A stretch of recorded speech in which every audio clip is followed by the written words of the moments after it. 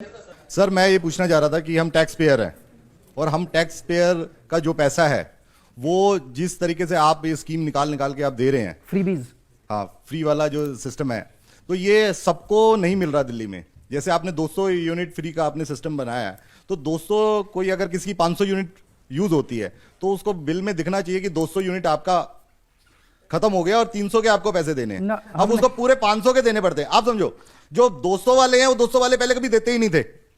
200 वाले जो आपने फ्री किए हैं वो 200 वाले कभी पहले दिया ही नहीं करते थे, क्योंकि उनके यहां पर, क्योंकि आज जो दिल्ली की हालत है, 5 साल पहले जितनी झुग्गियां थी आज झुग्गियां और बढ़ गई हैं। सर जो रोडे जिस हालात में पहले थी उसी हालात में 5 साल से उसी हालात में रह गई। जो टैक्स पेयर है उनको क्या रिलीफ मिल रहा है इस सरकार से जो आपकी 5 साल बेमिसाल सरकार गई है? बस मेरा मूल सवाल ये कि टैक्स हम देते हैं, फायदा आप किसी और को देते हैं, तो टैक्स पेयर के लिए क्या फायदा? पहली चीज 200 यूनिट सबके लिए फ्री है। अगर आप ग्रेटर कैलाश में रहते हो और अगर आपकी खपत 200 यूनिट से कम है, और ऐसे मेरे पास कई सारे केसेस हैं जहां पे मियाँ बीवी रहते हैं, बुजुर्ग हैं और उनकी 200 यूनिट से कम आ रही है, लेकिन ग्रेटर कैलाश में बड़ी कोठी में रह रहे हैं, उनकी भी फ्री है, सबकी फ्री है, चाहे अमीर हो चाहे गरीब हो, सबकी फ्री है। 200 यूनिट से ज्यादा इस्तेमाल करोगे तो आपको फिर सारा लगेगा। तो इसके पीछे एक थोड़ा सी सोच ये भी थी कि लोग बिजली कम इस्तेमाल करें, पावर कम इस्तेमाल करें। आपकी 250 आ रही है तो थोड़ी कोशिश करके आप 200 के नीचे ले आते हो ताकि पावर की सेविंग हो सके, पहली चीज। लेकिन जो एक ओवरऑल क्वेश्चन फ्रीबीज का है कि फ्री क्यों दे रहे हो, फ्री क्यों दे रहे हो, ये भी उनका मूल सवाल ये है कि इनकम टैक्स ये देते हैं और फ्री उनको मिलता है जो टैक्स नहीं देते। नहीं, एक तो ये भी गलत धारणा है कि कोई टैक्स नहीं देता। इस देश के अंदर गरीब से गरीब आदमी भी टैक्स देता है, जीएसटी सारे देते हैं। जब एक गरीब आदमी बाजार से माचिस खरीदता है, पेंसिल खरीदता है, पेन खरीदता है, कुछ भी खरीदता है, रोटी खरीदता है, सब्जी खरीदता है, और जीएसटी देता है। जीएसटी सब चीजों के ऊपर लगता है। तो टैक्स तो सब लोग, इनकम टैक्स की बात करें, वो इनकम टैक्स तो आप तो एक्सपर्ट हैं इनकम टैक्स का, 1% लोग देते हैं इनकम टैक्स।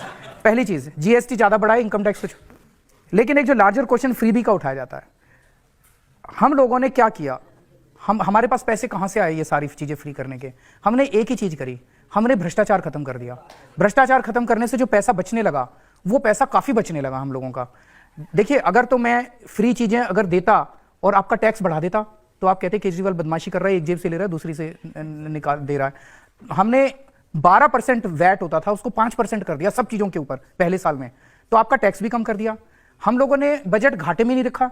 दिल्ली सरकार, सीएजी की अभी 1 महीना पहले रिपोर्ट आई है, पूरे देश में दिल्ली सरकार अकेली सरकार है जो प्रॉफिट में चल रही है। बाकी सारी राज्य सरकारें घाटे में चल रही है, केंद्र सरकार घाटे में चल रही है। सीएजी ने यह भी लिखा है कि दिल्ली सरकार केवल पिछले 5 साल से फायदे में चल रही है, उसके पहले घाटे में चलती थी। तो हमने सरकार को भी फायदे में रखा, हमने कहीं से लोन नहीं लिया। तो मैंने जो पैसा बचाया भ्रष्टाचार रोक के, उस पैसे को फिजूल खर्ची रोक के, उस पैसे को मैं जनता के ऊपर उनको सुविधाएं दे रहा हूं। अब गुजरात के चीफ मिनिस्टर ने अपने लिए एक प्राइवेट हवाई जहाज खरीदा है 190 करोड़ रुपए का। मैंने अपने लिए हवाई जहाज नहीं खरीदा, उस 190 करोड़ रुपए से इनकी बिजली फ्री कर दी, पानी फ्री कर दिया। नहीं, आप अगर हवाई जहाज खरीद लेते तो उससे क्या बवाना जाते? आपके ऊपर दिल्ली में तो हवाई जहाज की जरूरत नहीं है। आपके ऊपर हेलीकॉप्टर लैंड करता, मैं कितना ट्रैफिक में फंस के आया हूं। मैं अपने घर से मेरा हेलीकॉप्टर उड़ता, आपकी छत के ऊपर उतरता। ना तो आपके घर में हेलीकॉप्टर की जगह, ना मेरी छत पे। लेकिन उनका मूल सवाल एक था, उसका हिस्सा यह है कि जो इनकम टैक्स देता है उसके लिए क्या किया आपने? सबके लिए किया। इनके इलाके में सीसीटीवी कैमरे लग रहे हैं, स्ट्रीट लाइट्स लग रही हैं।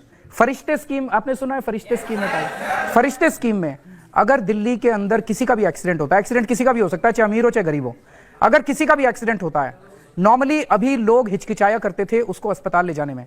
उनको लगता था अस्पताल ले गए तो अस्पताल हमारे सर पे बिल आएगा, अस्पताल वाले कहेंगे पहले एडवांस जमा कराओ।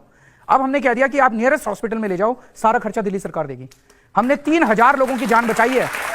तो दिल्ली के अंदर स्कूलों के अंदर, प्राइवेट स्कूलों को 5 साल से फीस नहीं बढ़ाने दी हम लोगों की, उसमें इनको भी फायदा हुआ, सबको फायदा हुआ। अच्छा, इतने अच्छे आपने काम किए तो लोकसभा के इलेक्शन के 7 सीटें हार गए, तीसरे नंबर पर आए।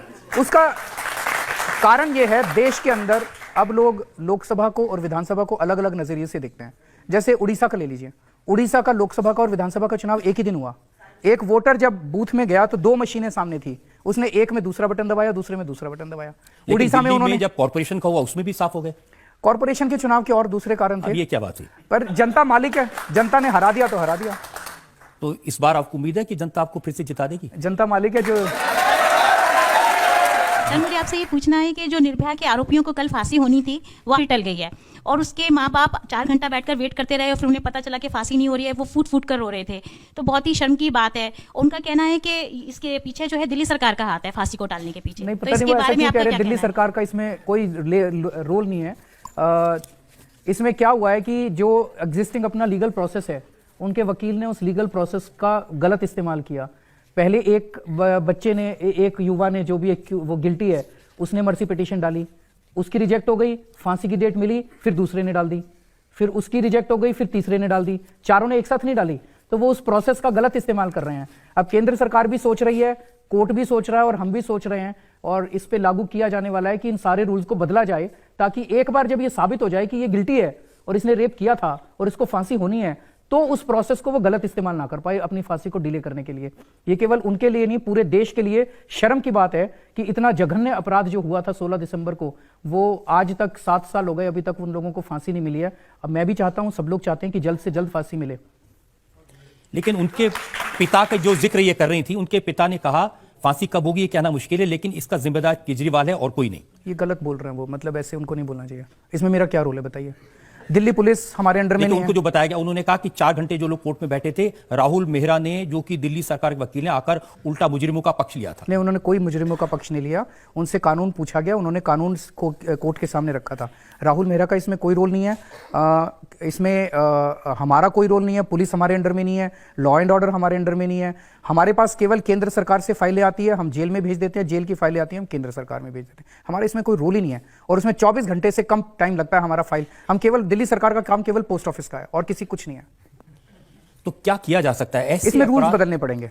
इस पूरे एपिसोड से सीख के, ये बहुत सीरियस मामला है, सीख के हम लोगों को रूल्स बदलने पड़ेंगे, ताकि भविष्य के अंदर इस किस्म से कोई भी कानून का गलत इस्तेमाल ना कर सके।